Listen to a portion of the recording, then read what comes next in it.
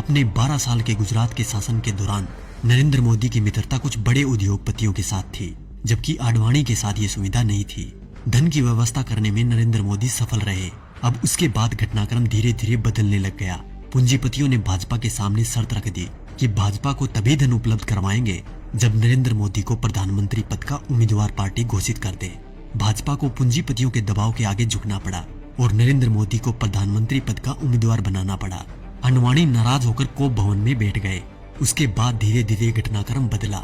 लोकसभा चुनाव प्रचार के दौरान मुकेश अंबानी ने देश में 22 चैनल खरीद लिए। इन चैनल को ये निर्देश था कि वो दिन रात मोदी का प्रचार करे, उनकी रैलियों के भाषण लाइव टेलीकास्ट करे और समस्त विपक्षी नेता यानी आज के विपक्षी नेताओं पर तंज कसने के लिए कहा गया। मायावती, अखिलेश, केजरीवाल, राहुल गांधी, सोनिया गांधी, लालू समेत तमाम नेताओं पर तंज कसने के लिए कहा गया। मीडिया ने ये काम बखूबी किया भी। तकरीबन 600 वेबसाइटों को मुकेश अंबानी ने खरीद लिया। नरेंद्र मोदी ने 400 रैलियां की थी। इन रैलियों का खर्चा अपने 67 पूंजीपति मित्रों के द्वारा उठाया गया। नरेंद्र मोदी को चुनाव प्रचार करने के लिए एक हेलीकॉप्टर दिया गया था। ये हेलीकॉप्टर चुनाव प्रसार के लिए अडानी ने दिया था। जैसे ही परिस्थितियां थोड़ी बदली, देश के प्रधानमंत्री मोदी जी बन गए। अरे मित्रों, मैं तो पीएम बन गया। पीएम बन के कैसा तन गया। ये विक्ट्री मेरी देखो, ये हिस्ट्री मेरी देखो, जैसे मॉडल मेरे गुजरात का। उसके बाद सिलसिला हुआ कर्ज उतारने का। तो सुनिए क्या क्या हुआ। अडानी को ऑस्ट्रेलिया के क्वींसलैंड शहर में खनन के लिए 600 करोड़ का कर्ज नरेंद्र मोदी ने दिलवाया। उनके पिछले 67,000 करोड़ के लोन को माफ कर दिया गया।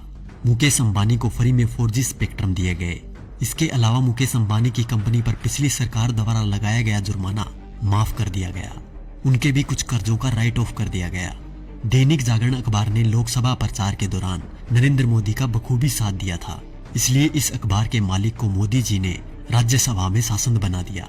दैनिक भास्कर अखबार, जिसके मालिक वेदांता कंपनी है, उसको मोदी जी ने छत्तीसगढ़ में कोयले की खदान दिलवा दी।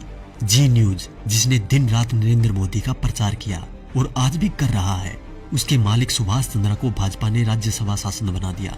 और अब बात करें किसान और गरीब लोगों की, तो शायद उनके बारे में मुझे बोलने की जरूरत ही नहीं, क्योंकि सभी नेता कोई भी पार्टी का हो एक ही बात बोलता है, कर्ज माफ, लोगों को नौकरी और लड़कियों को सम्मान।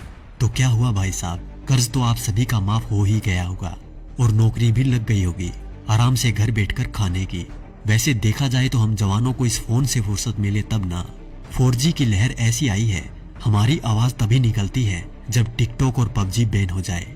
वैसे भी टिकटॉक के बैन होते ही अंबानी ने 5 बिलियन का ऑफर दे दिया टिकटॉक को कि हमें बेच दो, हम खरीद लेंगे।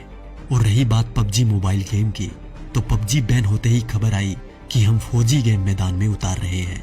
अच्छी बात है, मेक इन इंडिया होना भी चाहिए, पर शायद अब इस गेम से युवा गलत दिशा में नहीं जाएंगे, क्योंकि इसको गंगा के जल से धोकर लॉन्च किया जाएगा। तो देखा दोस्तों, ये थी खबर। बाकी जो मीडिया दिन रात आपको दिखाता है वो तो सिर्फ उसका प्रचार है। साथियों, ये खबर हर फोन में होनी चाहिए, जिससे कि बीजेपी की इस करतूत का सबको पता चल जाए।